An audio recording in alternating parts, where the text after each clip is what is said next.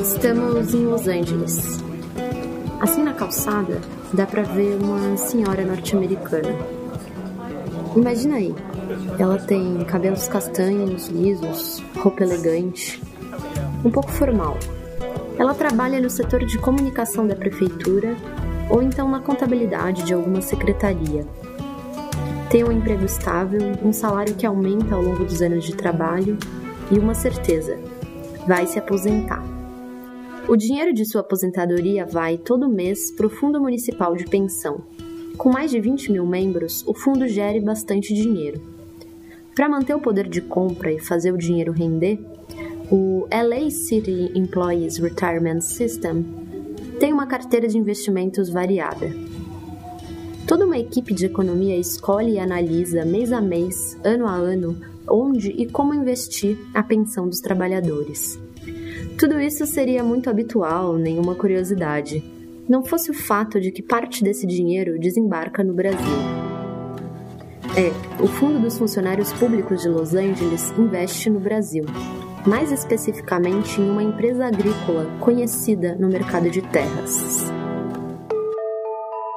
Parte do dinheiro dos trabalhadores de Los Angeles vem parar no Cerrado brasileiro, em fazendas de commodities, geridas por uma empresa. E sabe por que esse episódio está começando assim? Porque a empresa que recebe o dinheiro vindo de Los Angeles está sendo investigada. Oi, bem-vinda, bem-vindo. Você está ouvindo o segundo episódio do Amazônia Sem Lei, uma série de podcast produzida pela Agência Pública de Jornalismo Investigativo. Por aqui, a cada mês, explicamos alguma história urgente da Amazônia ou do Cerrado que foi investigada pela equipe de reportagem da Pública. Em cada episódio, a gente se aprofunda no contexto das disputas que pairam sobre diferentes cantos desse nosso Brasil rural e de floresta. Eu sou Ricardo Terto. E eu sou a Clarissa Levi.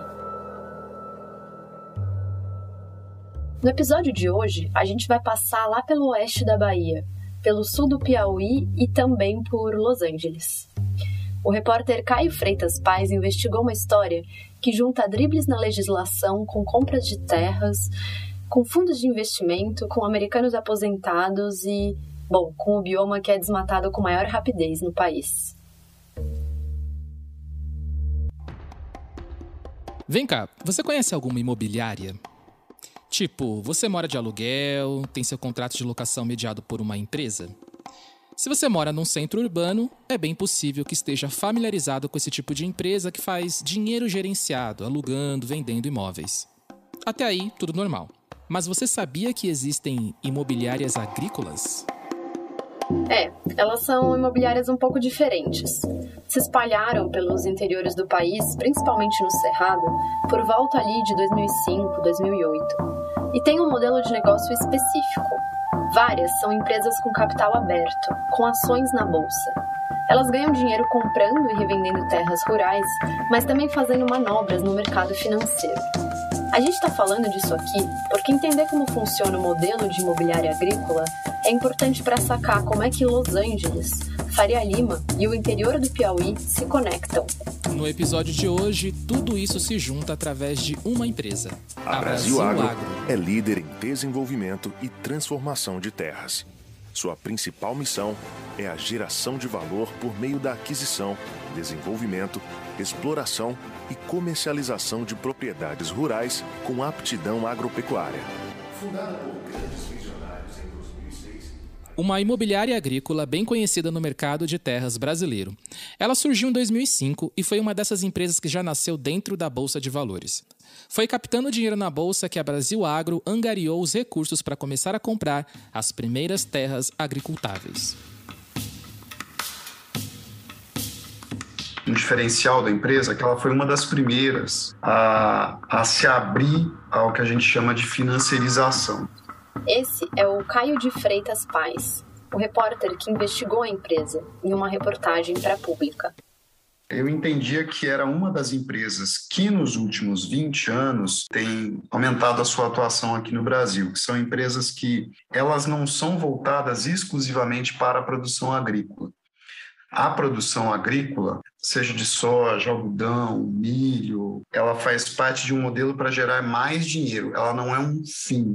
Porque o negócio desse tipo de empresa, como a Brasil Agro, é encontrar oportunidades de terras. Ao encontrar oportunidades, terras mais baratas e tal, ela investe, ela tem um determinado capital, ela tem um dinheiro acumulado, e aí ela encontra oportunidades.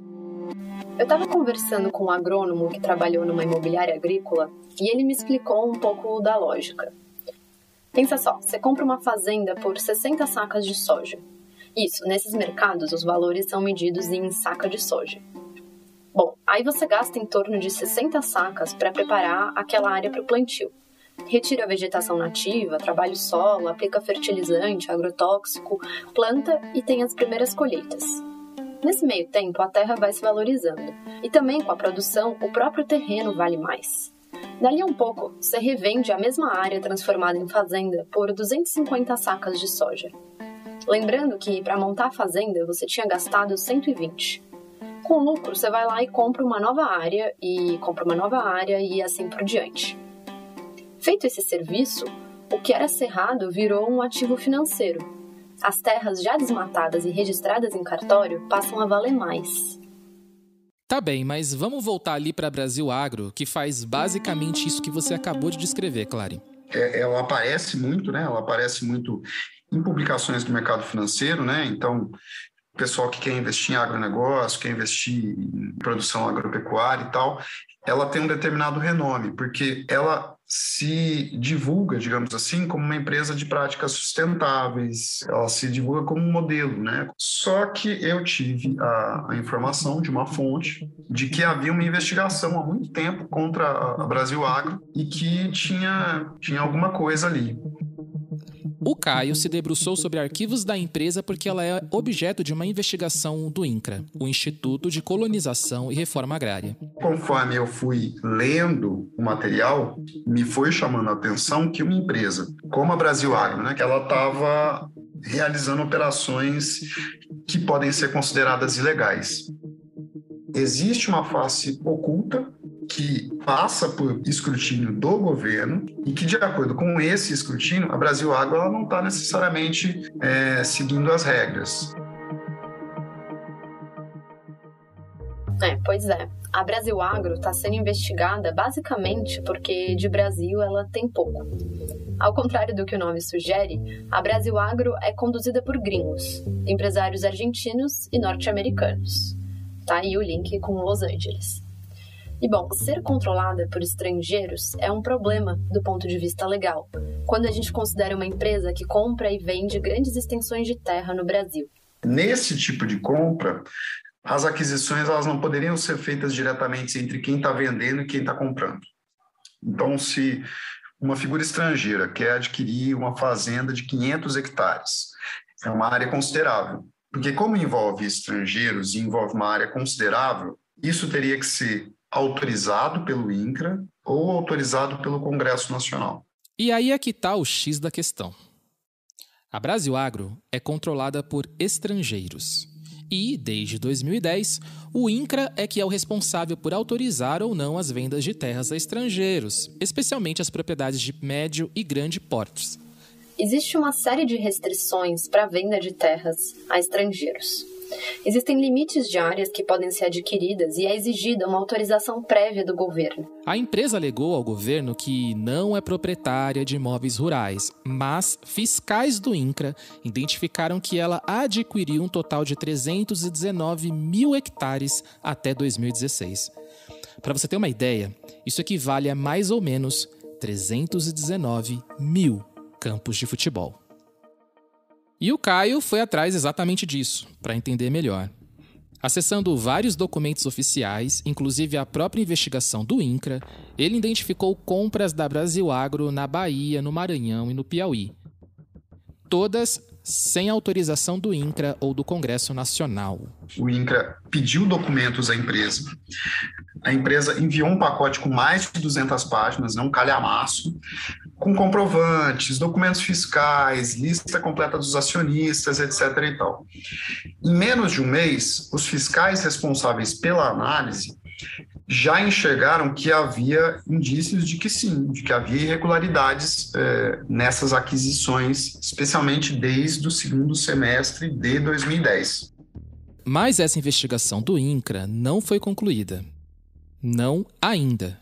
Desde 2016, o processo se desenrola devagar, com pausas e retomadas. Um período, de quase 2 anos de trabalhos parados, depois mais um ano, até que se enviassem pedidos de informação aos cartórios, etc. e tal, tudo isso está nos documentos. O Caio conversou com 2 servidores do INCRA que pediram para ficar em anonimato. Eles contaram como o órgão sofre com a falta de verba e de pessoal. Ao contrário do que se poderia esperar que fosse, o senso comum poderia dizer, olha, então, houve um congelamento dessa investigação porque alguém mandou, etc. O que me foi relatado pelos servidores do INCRA foi que o problema que atinge essa investigação e a demora para se haver um veredito, sobre o caso, tem muito mais a ver com uma certa precarização da estrutura do INCRA, porque, na prática, são poucos fiscais que cuidam desse tipo de análise. E, veja só, nós estamos falando de uma investigação aberta em 2016, nós estamos em 2021 e essa investigação ainda não foi concluída.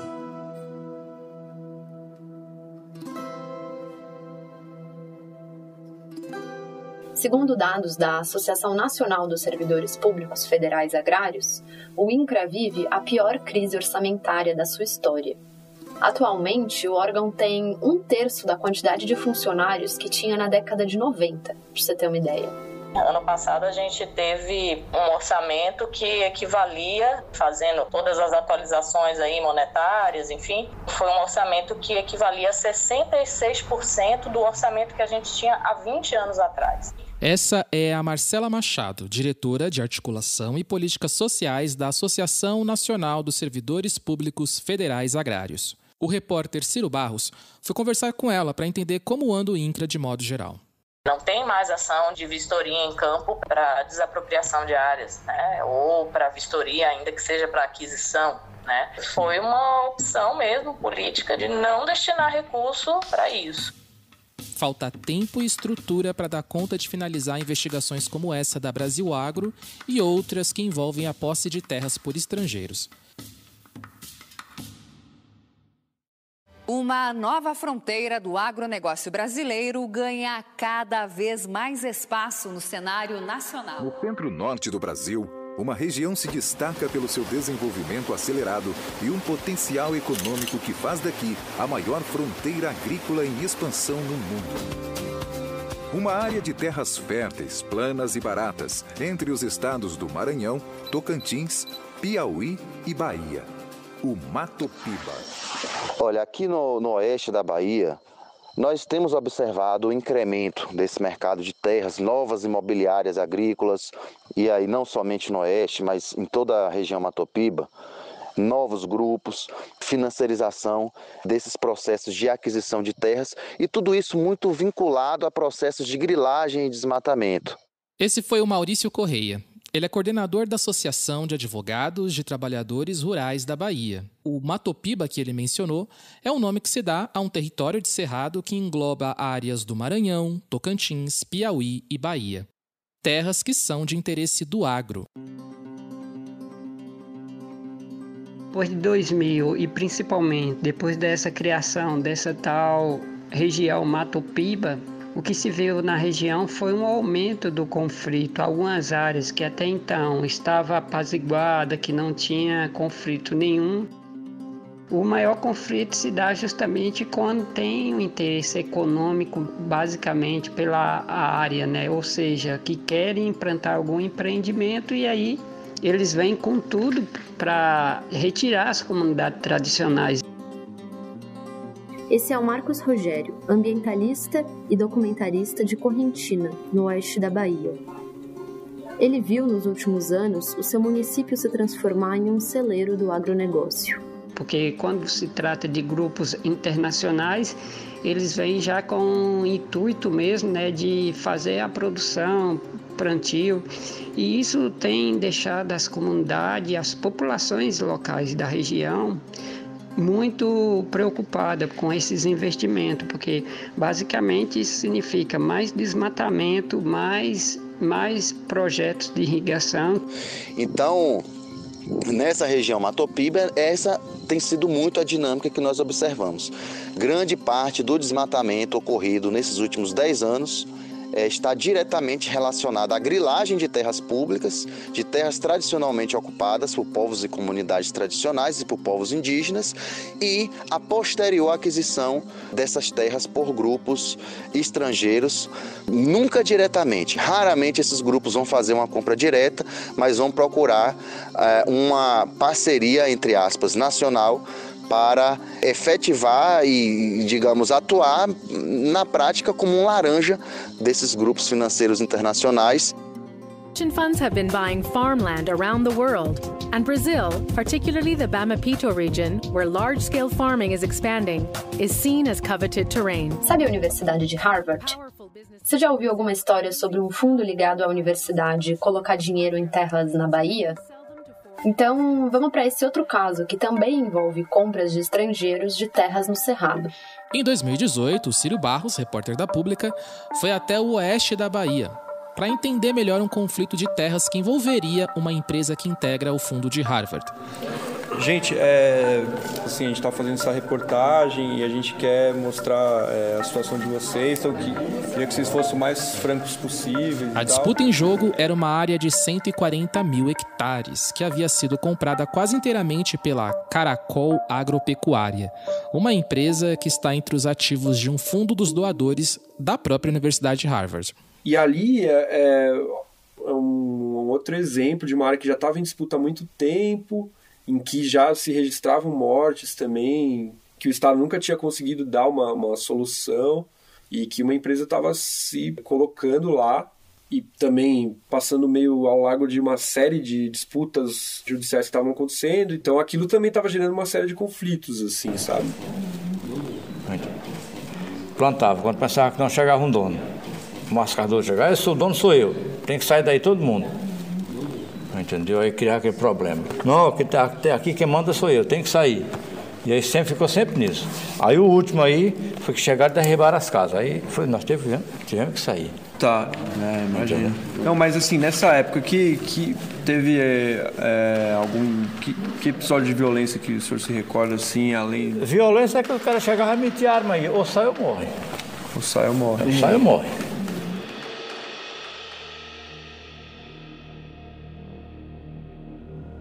Nesse caso da Bahia, a Justiça do Estado considerou que a posse da área não estava dentro da legalidade. Mas esse exemplo de disputa por terras agricultáveis entre empresas ou fundos estrangeiros e comunidades tradicionais se espalha por todo o Matopiba. O fundo de Harvard até depois anunciou uma retirada assim, de investimentos em terras no Brasil, porque eles também se depararam com esse grande caos fundiário que a gente tem aqui, né? E é louco ver, porque às vezes a gente, sei lá, você vê um paper ali de um anúncio de investimento de uma área agrícola, é difícil de ver como isso vai desaguar lá na ponta, no conflito agrário, numa coisa assim, né? E os conflitos, às vezes, não são diretamente relacionados à posse da terra. Muitas vezes é o acesso à água, o desmatamento ou outros impactos ambientais que viram faíscas para conflitos. O fato é que as áreas rurais do Matopiba estão se transformando e rápido. Os chapadões, planos, são muito visados pelo agronegócio. E as comunidades tradicionais que habitam os vales, abaixo dos chapadões, sentem o impacto da chegada das plantações de soja, milho, eucalipto. Um dia a gente acordou na casa do agricultor, numa comunidade no Piauí. A gente foi tomar café, ele botou uma garrafa assim em cima da mesa, acho que era uma garrafa de refrigerante assim. E aí tinha um líquido dentro que parecia um tangue de goiaba, assim, parecia um suco artificial, sabe? E ele falou pra gente que era água do rio, da comunidade, que estava repleto de agrotóxico. Então, assim, isso é uma imagem que me impactou, sabe? E era um senhor bem de idade, que tinha se criado lá.